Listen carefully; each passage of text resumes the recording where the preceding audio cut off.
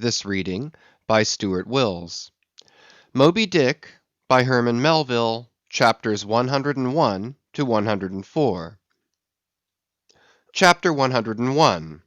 The Decanter. Ere the English ship fades from sight, be it set down here that she hailed from London, and was named after the late Samuel Enderby, merchant of that city, the original of the famous whaling house of Enderby and Sons; a house which, in my poor whaleman's opinion, comes not far behind the united royal houses of the Tudors and Bourbons in point of real historical interest.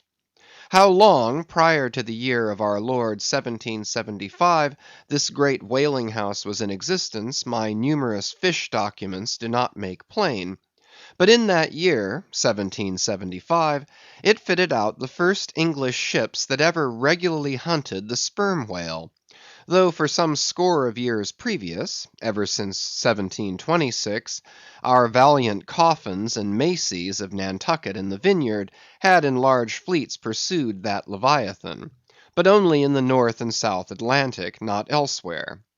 Be it distinctly recorded here, that the Nantucketers were the first among mankind to harpoon with civilized steel the great sperm whale, and that for a half century they were the only people of the whole globe who so harpooned him.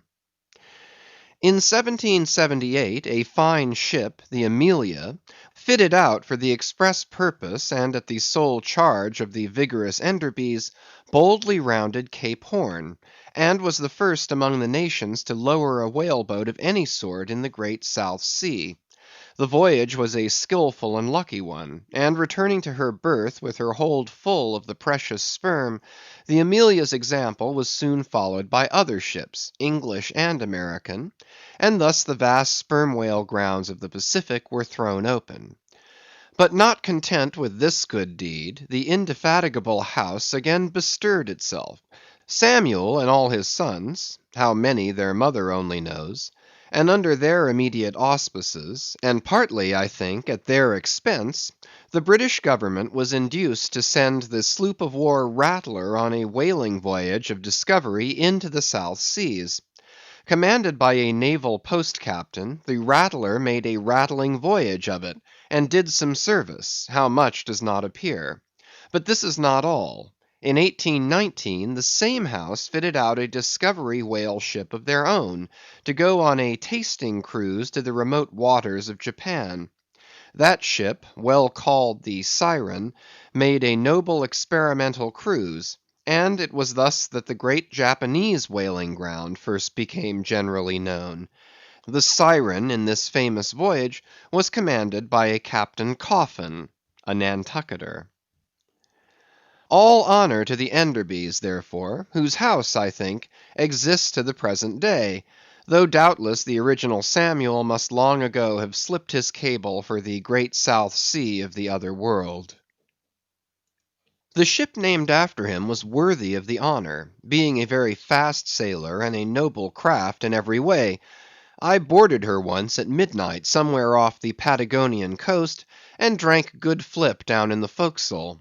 It was a fine gam we had, and they were all trumps, every soul on board; a short life to them and a jolly death. And that fine gam I had, long, very long after old Ahab touched her planks with his ivory heel, it minds me of the noble, solid Saxon hospitality of that ship; and may my parson forget me, and the devil remember me, if ever I lose sight of it. Flip? Did I say we had flip? Yes, and we flipped it at the rate of 10 gallons the hour; and when the squall came, for it's squally off there by Patagonia, and all hands, visitors and all, were called to reef topsails, we were so top heavy that we had to swing each other aloft in bowlines; and we ignorantly furled the skirts of our jackets into the sails, so that we hung there, reefed fast, in the howling gale, a warning example to all drunken tars. However, the mast did not go overboard, and by we scrambled down, so sober that we had to pass the flip again, though the savage salt spray bursting down the forecastle scuttle rather too much diluted and pickled it to my taste. The beef was fine, tough, but with body in it. They said it was bull beef, others that it was dromedary beef, but I do not know for certain how that was. They had dumplings too, small but substantial, symmetrically globular, and indestructible dumplings. I fancied you could feel them, and roll them about in you after they were swallowed. If you stooped over too far forward, you risked their pitching out of you like billiard balls. The bread—but that couldn't be helped. Besides, it was an anti-scorbutic. In short, the bread contained the only fresh fare they had. But the forecastle was not very light, and it was very easy to step over into a dark corner when you ate it. But all in all, taking her from truck to helm, considering the dimensions of the cook's boilers, including his own live parchment boilers, fore and aft, I say, the Samuel Enderby was a jolly ship, of good fare and plenty, fine flip and strong, crack fellows all, and capital from boot heels to hat band. But why was it, think ye, that the Samuel Enderby, and some other English whalers I know of, not all though, were such famous hospitable ships, that passed round the beef and the bread and the can and the joke, and were not soon weary of eating and drinking and laughing? I will tell you. The abounding good cheer of these English whalers is a matter for historical research. Nor have I been at all sparing of historical whale research, when it has seemed needed. The English were preceded in the whale fishery by the Hollanders, Zealanders, and Danes, from whom they derived many terms still extant in the fishery; and what is yet more, their fat old fashions, touching plenty to eat and drink. For, as a general thing, the English merchant ship scrimps her crew, but not so the English whaler. Hence, in the English, this thing of whaling good cheer is not normal and natural, but incidental and particular, and therefore must have some special origin, which is here pointed out, and will be still further elucidated. During my researches in the Leviathanic histories, I stumbled upon an ancient Dutch volume, which, by the musty whaling smell of it, I knew must be about whalers. The title was Dan Koopman, wherefore I concluded that this must be the invaluable memoirs of some Amsterdam cooper in the fishery, as every whale ship must carry its cooper. I was reinforced in this opinion by seeing that it was the production of one Fitz Swackhammer. But my friend Dr. Snodhead, a very learned man, professor of Low Dutch and High German in the College of Santa Claus and St. Potts, to whom I handed the work for translation, giving him a box of sperm candles for his trouble, this same Dr. Snodhead, so soon as he spied the book, assured me that Dan Koopman did not mean the cooper, but the merchant. In short, this ancient and learned Low Dutch book treated of the commerce of Holland, and among other subjects contained a very interesting account of its whale fishery. And in this chapter it was, headed Smear, or Fat, that I found a long detailed list of the outfits for the larders and cellars of 180 sail of Dutch whalemen, from which list, translated by Dr. Snodhead, I transcribe the following: 400,000 pounds of beef, 60,000 pounds Friesland pork, 150,000 pounds of stockfish, 550,000 pounds of biscuit, 72,000 pounds of soft bread, 2,800 firkins of butter, 20,000 pounds Texel and Leyden cheese, 144,000 pounds cheese, probably an inferior article, 550 anchors of Geneva, 10,800 barrels of beer. Most statistical tables are parchingly dry in the reading. Not so in the present case, however, where the reader is flooded with whole pipes, barrels, quarts, and gills of good gin and good cheer. At the time I devoted 3 days to the studious digesting of all this beer, beef, and bread, during which many profound thoughts were incidentally suggested to me, capable of a transcendental and Platonic application. and furthermore I compiled supplementary tables of my own, touching the probable quantity of stockfish, etc., consumed by every Low Dutch harpooneer in that ancient Greenland and Spitzbergen whale fishery. In the first place, the amount of butter and Texel and Leyden cheese consumed seems amazing. I impute it, though, to their naturally unctuous natures, being rendered still more unctuous by the nature of their vocation, and especially by their pursuing their game in those frigid polar seas, on the very coasts of that Esquimaux country where the convivial natives pledge each other in bumpers of train oil. The quantity of beer, too, is very large, 10,800 barrels. Now, as those polar fisheries could only be prosecuted in the short summer of that climate, so that the whole cruise of one of these Dutch whalemen, including the short voyage to and from the Spitzbergen Sea, did not much exceed 3 months, say, and reckoning 30 men to each of their fleet of 180 sail, we have 5,400 Low Dutch seamen in all. Therefore, I say, we have precisely 2 barrels of beer per man for a 12 weeks' allowance, exclusive of his fair proportion of that 550 anchors of gin.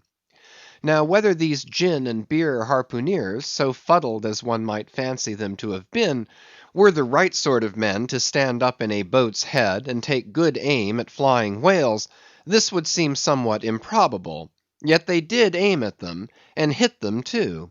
But this was very far north, be it remembered, where beer agrees well with the constitution. Upon the equator, in our southern fishery, beer would be apt to make the harpooneer sleepy at the masthead and boozy in his boat, and grievous loss might ensue to Nantucket and New Bedford. But no more. Enough has been said to show that the old Dutch whalers of 2 or 3 centuries ago were high livers, and that the English whalers have not neglected so excellent an example. For, say they, when cruising in an empty ship, if you can get nothing better out of the world, get a good dinner out of it at least. And this empties the decanter. Chapter 102. A Bower in the Arsacides. Hitherto, in descriptively treating of the sperm whale, I have chiefly dwelt upon the marvels of his outer aspect, or separately and in detail upon some few interior structural features. But to a large and thorough sweeping comprehension of him, it behooves me now to unbutton him still further, and untagging the points of his hose, unbuckling his garters, and casting loose the hooks and eyes of the joints of his innermost bones, set him before you in his ultimatum, that is to say, in his unconditional skeleton. But how now, Ishmael? How is it that you, a mere oarsman in the fishery, pretend to know aught about the subterranean parts of the whale? Did erudite Stubb, mounted upon your capstan, deliver lectures on the anatomy of the cetacea, and by help of the windlass hold up a specimen rib for exhibition? Explain thyself, Ishmael. Can you land a full-grown whale on your deck for examination, as a cook dishes a roast pig? Surely not. A veritable witness have you hitherto been, Ishmael, but have a care how you seize the privilege of Jonah alone, the privilege of discoursing upon the joists and beams, the rafters, ridgepoles, sleepers, and underpinnings, making up the framework of the Leviathan, and belike of the tallow vats, dairy rooms, butteries, and cheeseries in his bowels. I confess that since Jonah, few whalemen have penetrated very far beneath the skin of the adult whale. Nevertheless, I have been blessed with an opportunity to dissect him in miniature. In a ship I belonged to, a small cub sperm whale was once bodily hoisted to the deck for his poke or bag, to make sheaths for the barbs of the harpoons, and for the heads of the lances. Think you I let that chance go, without using my boat hatchet and jackknife, and breaking the seal, and reading all the contents of that young cub? And as for my exact knowledge of the bones of the Leviathan in their gigantic full-grown development, for that rare knowledge I am indebted to my late royal friend Tranquo, King of Tranque, one of the Arsacides. For being at Trank, years ago, when attached to the trading ship Dey of Algiers, I was invited to spend part of the Arsacidean holidays with the Lord of Trank at his retired palm villa at Pupella, a seaside glen not very far distant from what our sailors called Bamboo Town, his capital. Among many other fine qualities, my royal friend Tranquo, being gifted with a devout love for all matters of barbaric vertu, had brought together in Pupella whatever rare things the more ingenious of his people could invent; chiefly carved woods of wonderful devices, chiseled shells, inlaid spears, costly paddles, aromatic canoes, and all these distributed among whatever natural wonders the wonder-freighted, tribute-rendering waves had cast upon his shores. Chief among the latter was a great sperm whale, which, after an unusually long, raging gale, had been found dead and stranded, with his head against a cocoa-nut tree, whose plumage-like tufted droopings seemed his verdant jet. When the vast body had at last been stripped of its fathom-deep enfoldings, and the bones became dust-dry in the sun, then the skeleton was carefully transported up the Pupella glen, where a grand temple of lordly palms now sheltered it. The ribs were hung with trophies; the vertebrae were carved with Arsacidean annals in strange hieroglyphics; in the skull the priests kept up an unextinguished aromatic flame, so that the mystic head again sent forth its vapory spout; while suspended from a bough, the terrific lower jaw vibrated over all the devotees, like the hair-hung sword that so affrighted Damocles. It was a wondrous sight. The wood was green as mosses of the icy glen; the trees stood high and haughty, feeling their living sap; the industrious earth beneath was as a weaver's loom, with a gorgeous carpet on it, whereof the ground-vine tendrils formed the warp and woof, and the living flowers the figures.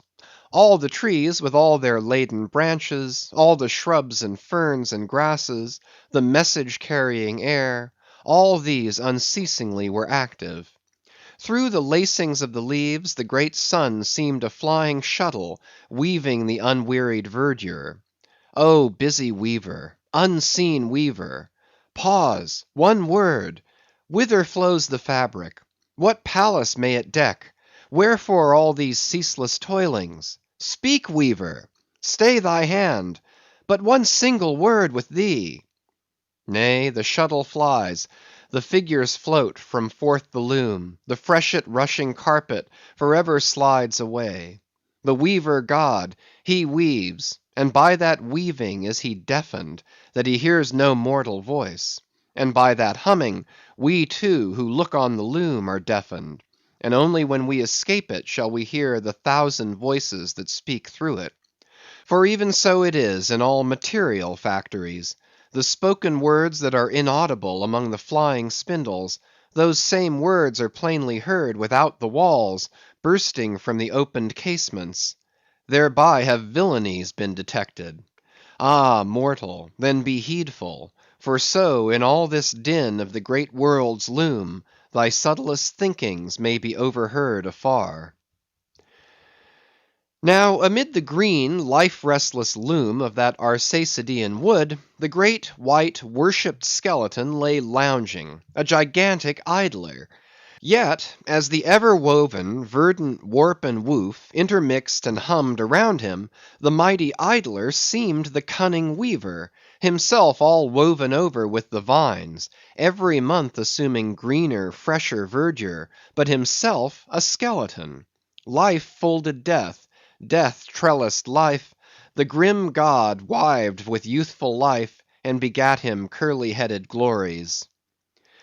Now, when with the royal Tranquo I visited this wondrous whale, and saw the skull and altar, and the artificial smoke ascending from where the real jet had issued, I marvelled that the king should regard a chapel as an object of vertu. He laughed. But more I marvelled that the priest should swear that smoky jet of his was genuine. To and fro I paced before this skeleton, brushed the vines aside, broke through the ribs, and with a ball of Arsacidean twine, wandered, eddied long amid its many winding, shaded colonnades and arbors. But soon my line was out, and following it back, I emerged from the opening where I entered. I saw no living thing within; naught was there but bones. Cutting me a green measuring rod, I once more dived within the skeleton. From their arrow slit in the skull, the priests perceived me taking the altitude of the final rib. "How now?" they shouted. "Darest thou measure this our god? That's for us." "Aye, priests. Well, how long do ye make him, then?" But hereupon a fierce contest rose among them, concerning feet and inches. They cracked each other's sconces with their yardsticks. The great skull echoed; and seizing that lucky chance, I quickly concluded my own admeasurements. These admeasurements I now propose to set before you. But first be it recorded that, in this matter, I am not free to utter any fancied measurement I please; because there are skeleton authorities you can refer to test my accuracy. There is a Leviathanic Museum, they tell me, in Hull, England, one of the whaling ports of that country, where they have some fine specimens of finbacks and other whales. Likewise I have heard that in the Museum of Manchester, in New Hampshire, they have what the proprietors call "the only perfect specimen of a Greenland or river whale in the United States." Moreover, at a place in Yorkshire, England, Burton Constable by name, a certain Sir Clifford Constable has in his possession the skeleton of a sperm whale, but of moderate size, by no means of the full-grown magnitude of my friend King Tranquo's. In both cases the stranded whales to which these two skeletons belonged were originally claimed by their proprietors upon similar grounds. King Tranquo seizing his because he wanted it, and Sir Clifford because he was lord of the seigneuries in those parts. Sir Clifford's whale has been articulated throughout, so that like a great chest of drawers, you can open and shut him in all of his bony cavities, spread out his ribs like a gigantic fan, and swing all day upon his lower jaw. Locks are to be put upon some of his trap doors and shutters, and a footman will show round future visitors with a bunch of keys at his side. Sir Clifford thinks of charging twopence for a peep at the whispering gallery in the spinal column, threepence to hear the echo of the hollow of his cerebellum, and sixpence for the unrivalled view from his forehead. The skeleton dimensions I shall now proceed to set down are copied verbatim from my right arm, where I had them tattooed, as in my wild wanderings at that period there was no other secure way of preserving such valuable statistics. But as I was crowded for space, and wished the other parts of my body to remain a blank page for a poem I was then composing, at least what untattooed parts might remain, I did not trouble myself with the odd inches, nor indeed should inches at all enter into a congenial admeasurement of the whale. Chapter 103. Measurement of the Whale's Skeleton. In the first place, I wish to lay before you a particular plain statement touching the living bulk of this Leviathan, whose skeleton we are briefly to exhibit. Such a statement may prove useful here. According to a careful calculation I have made, and which I partly base upon Captain Scoresby's estimate of 70 tons for the largest size Greenland whale of 60 feet in length, according to my careful calculation, I say, a sperm whale of the largest magnitude, between 85 and 90 feet in length, and something less than 40 feet in its fullest circumference, such a whale will weigh at least 90 tons, so that reckoning 13 men to a ton, he would considerably outweigh the combined population of a whole village of 1,100 inhabitants. Think you not, then, that brains like yoked cattle should be put to this Leviathan, to make him at all budge to any landsman's imagination?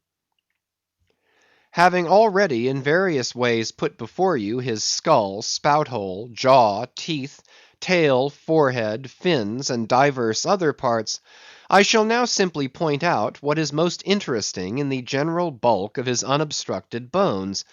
But as the colossal skull embraces so very large a proportion of the entire extent of the skeleton, as it is by far the most complicated part, and as nothing is to be repeated concerning it in this chapter, you must not fail to carry it in your mind, or under your arm, as we proceed, otherwise you will not gain a complete notion of the general structure we are about to view.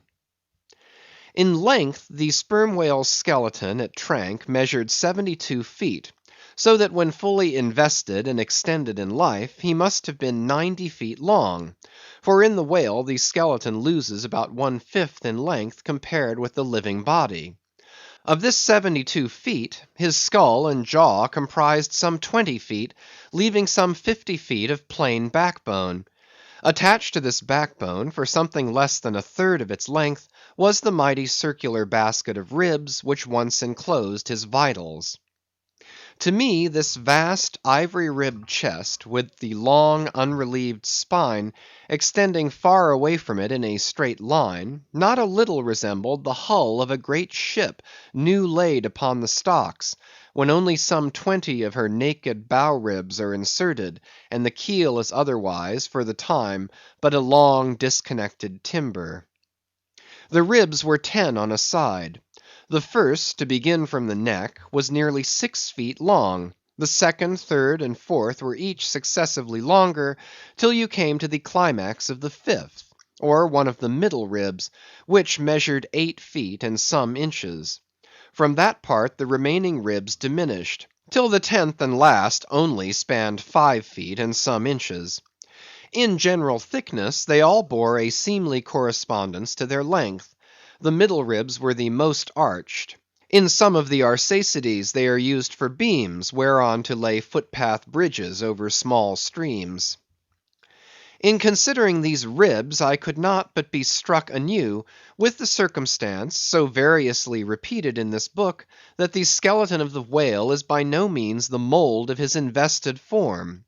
The largest of the Trank ribs, one of the middle ones, occupied that part of the fish which, in life, is greatest in depth. Now the greatest depth of the invested body of this particular whale must have been at least 16 feet, whereas the corresponding rib measured but little more than 8 feet; so that this rib only conveyed half of the true notion of the living magnitude of that part. Besides, for some way, where I now saw but a naked spine, all that had been once wrapped round with tons of added bulk in flesh, muscle, blood, and bowels.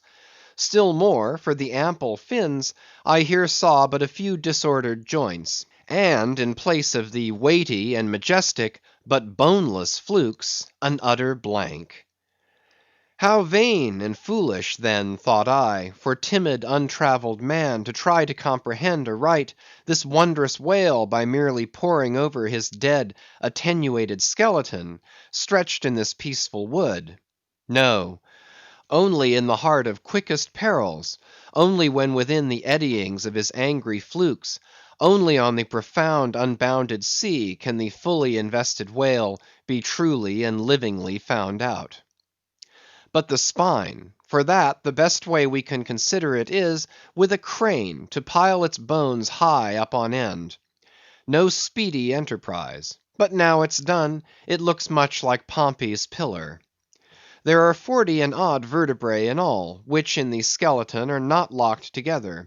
They mostly lie like the great knobbed blocks on a Gothic spire, forming solid courses of heavy masonry. The largest, a middle one, is in width something less than 3 feet, and in depth more than 4. The smallest, where the spine tapers away into the tail, is only 2 inches in width, and looks something like a white billiard ball. I was told that there were still smaller ones, but that they had been lost by some little cannibal urchins, the priest's children, who had stolen them to play marbles with. Thus we see how that the spine of even the hugest of living things tapers off at last into simple child's play. CHAPTER 104. The Fossil Whale. From his mighty bulk, the whale affords a most congenial theme whereon to enlarge, amplify, and generally expatiate. Would you, you could not compress him. By good rights he should only be treated of in imperial folio. Not to tell over again his furlongs from spiracle to tail, and the yards he measures about the waist, only think of the gigantic involutions of his intestines, where they lie in him like great cables and hawsers coiled away in the subterranean orlop deck of a line of battle ship. Since I have undertaken to manhandle this Leviathan, it behooves me to approve myself omnisciently exhaustive in the enterprise, not overlooking the minutest seminal germs of his blood, and spinning him out to the uttermost coil of his bowels. Having already described him in most of his present habitatory and anatomical peculiarities, it now remains to magnify him in an archaeological, fossiliferous, and antediluvian point of view. Applied to any other creature than the Leviathan, to an ant or a flea, such portly terms might justly be deemed unwarrantably grandiloquent. But when Leviathan is the text, the case is altered. Fain am I to stagger to this emprise under the weightiest words of the dictionary.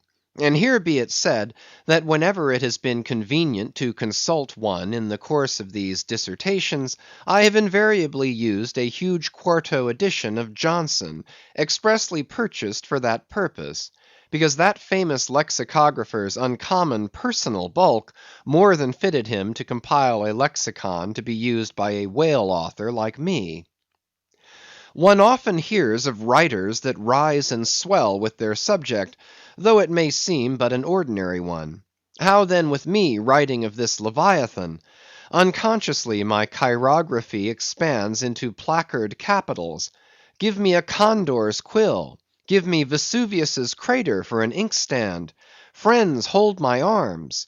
For in the mere act of penning my thoughts of this Leviathan, they weary me, and make me faint with their outreaching comprehensiveness of sweep, as if to include the whole circle of the sciences, and all the generations of whales, and men, and mastodons, past, present, and to come, with all the revolving panoramas of empire on earth, and throughout the whole universe, not excluding its suburbs. Such and so magnifying is the virtue of a large and liberal theme. We expand to its bulk. To produce a mighty book, you must choose a mighty theme. No great and enduring volume can ever be written on the flea, though many there be who have tried it. Ere entering upon the subject of fossil whales, I present my credentials as a geologist, by stating that in my miscellaneous time I have been a stone mason, and also a great digger of ditches, canals, and wells, wine vaults, and cellars, and cisterns of all sorts. Likewise, by way of preliminary, I desire to remind the reader, that while in the earlier geological strata there are found fossils of monsters now almost completely extinct, the subsequent relics discovered in what are called the tertiary formations seem the connecting, or at any rate intercepted links, between the ante-chronicle creatures and those whose remote posterity are said to have entered the ark. All the fossil whales hitherto discovered belong to the tertiary period, which is the last preceding the superficial formations. And though none of them precisely answer to any known species of the present time, they are yet sufficiently akin to them in general respects to justify their taking rank as cetacean fossils. Detached broken fossils of pre-Adamite whales, fragments of their bones and skeletons, have within 30 years past at various intervals been found at the base of the Alps, in Lombardy, in France, in England, in Scotland, and in the states of Louisiana, Mississippi, and Alabama. Among the more curious of such remains is part of a skull, which in the year 1779 was disinterred in the Rue Dauphine in Paris, a short street opening almost directly upon the palace of the Tuileries, and bones disinterred in excavating the great docks of Antwerp in Napoleon's time. Cuvier pronounced these fragments to have belonged to some utterly unknown leviathanic species. But by far the most wonderful of all cetacean relics was the almost complete vast skeleton of an extinct monster found in the year 1842 on the plantation of Judge Creagh in Alabama. The awe-stricken, credulous slaves in the vicinity took it for the bones of one of the fallen angels. The Alabama doctors declared it a huge reptile, and bestowed upon it the name of Basilosaurus. But some specimen bones of it being taken across the sea to Owen, the English anatomist, it turned out that this alleged reptile was a whale, though of a departed species. A significant illustration of the fact, again and again repeated in this book, that the skeleton of the whale furnishes but little clue to the shape of his fully invested body. So Owen rechristened the monster Zeuglodon, and in his paper read before the London Geological Society, pronounced it in substance one of the most extraordinary creatures which the mutations of the globe have blotted out of existence. When I stand among these mighty Leviathan skeletons, skulls, tusks, jaws, ribs, and vertebrae, all characterized by partial resemblances to the existing breeds of sea monsters, but at the same time bearing, on the other hand, similar affinities to the annihilated anti-chronicle Leviathans, their incalculable seniors, I am, by a flood, borne back to that wondrous period, ere time itself can be said to have begun; for time began with man. Here Saturn's grey chaos rolls over me, and I obtain dim, shuddering glimpses into those polar eternities, when wedged bastions of ice pressed hard upon what are now the tropics, and in all the 25,000 miles of this world's circumference, not an inhabitable hand's breadth of land was visible. Then the whole world was the whale's, and, king of creation, he left his wake along the present lines of the Andes and the Himalayas. Who can show a pedigree like Leviathan? Ahab's harpoon had shed older blood than the Pharaoh's. Methuselah seems a schoolboy. I look round to shake hands with Shem. I am horror-struck at this ante-Mosaic, unsourced existence of the unspeakable terrors of the whale, which, having been before all time, must needs exist after all humane ages are over. But not alone has this Leviathan left his pre-Adamite traces in the stereotype plates of nature, and in limestone and marl bequeathed his ancient bust. But upon Egyptian tablets, whose antiquity seems to claim for them an almost fossiliferous character, we find the unmistakable print of his fin. In an apartment of the great temple of Dendera, some 50 years ago, there was discovered upon the granite ceiling a sculptured and painted planisphere abounding in centaurs, griffins, and dolphins, similar to the grotesque figures on the celestial globe of the moderns. Gliding among them, old Leviathan swam as of yore; was there, swimming in that planisphere, centuries before Solomon was cradled. Nor must there be omitted another strange attestation of the antiquity of the whale, in his own osseous post-diluvian reality, as set down by the venerable John Leo, the old Barbary traveller. Not far from the seaside they have a temple, the rafters and beams of which are made of whale bones, for whales of a monstrous size are oftentimes cast up dead upon that shore. The common people imagine that by a secret power bestowed by God upon the temple, no whale can pass it without immediate death. But the truth of the matter is, that on either side of the temple there are rocks that shoot 2 miles into the sea, and wound the whales when they light upon them. They keep a whale's rib of an incredible length for a miracle, which lying upon the ground with its convex part uppermost, makes an arch, the head of which cannot be reached by a man upon a camel's back. This rib, says John Leo, is said to have lain there 100 years before I saw it. Their historians affirm that a prophet who prophesied of Mahomet came from this temple, and some do not stand to assert that the prophet Jonas was cast forth by the whale at the base of the temple. In this Afric temple of the whale I leave you, reader, and if you be a Nantucketer and a whaleman, you will silently worship there. End of chapters 101 to 104.